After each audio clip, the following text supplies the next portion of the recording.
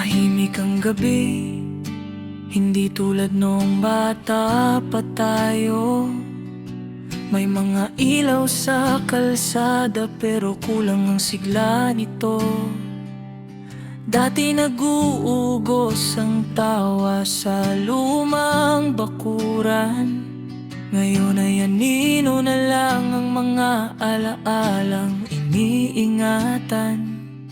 Kahit ang hangin na malamig ay parang may dala ring lungkot. Parang bawat ipa'y paalala ng mga taong di na makauwi at sumagot. Tinitingnan ko ang bituin pero hindi kasing kinang ng dati. Marahil kasi dati ay kumpleto tayo bago dumating ang gabi. Naaalala ko ang hapunan, maingay, may biruan, may lambing. Ngayon ang mesa'y malawak pero kakaunti ang nakaupot dumadating. May silang nakabukas ang sandalan, parang hinihintay ka pa. At bawat pinggan sa aparador, parang tanong, bakit wala ka? May parol pa rin sa bintana pero di kasing kulay ng noon. Kasi wala ka ng kamay na mag-aayos pag may nabaling karton. May tunog pa rin ang radyo, ngunit parang humihina ang himig. Siguro dahil ikaw ang dating nagbibigay sa Pasko ng init. Minsan lumalakad ako mag-isa sa kanto ng dating pamilihan.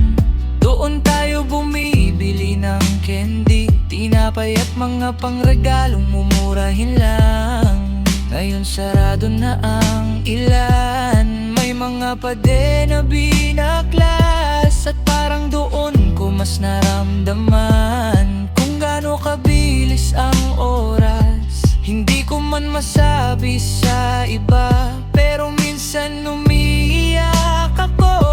Hindi dahil mahina ako, kundi dahil nagbago ang mundong kilala ko. At kung may himala ang dumarating tuwing Pasko, sana'y maibalik kahit sandali ang dati nating pagsalo-salo. May mga taong abala nagsisiksikan sa palengke, pero sa dami nila, bakit parang mas lalo akong nag-iisa sa gitna ng selebre? Sa bawat batang naglalaro, nakikita ko ang sarili nating masaya noon. At napapangiti ako kahit may kirot sa ilalim ng aking pagbangon. Minsan gusto kong sumabay sa kanilang hiyawan, pero paano pa nga ba kung ang puso ko'y may bitak na iniwan ng mga taong umalis ng mga panahong hindi ko na mababalikan. Kaya't naglalakad na lang ako, pilit na tinatanggap na nagbabago ang mundong minamahal. May mga regalong nakabalot pero hindi ko mailagay ang pangalan mo. Kasi alam kong hindi mo na iyon mabubuksan o madadala kung saan ka napadako. At sa tuwing naaamoy ko ang hamon, ensaladang dati mong paborito, parang may humahaplos na kirot sa alaala ng bawat umagang Pasko. Hindi na kasing ingay ang kwarto, wala na ang iyong halakhak.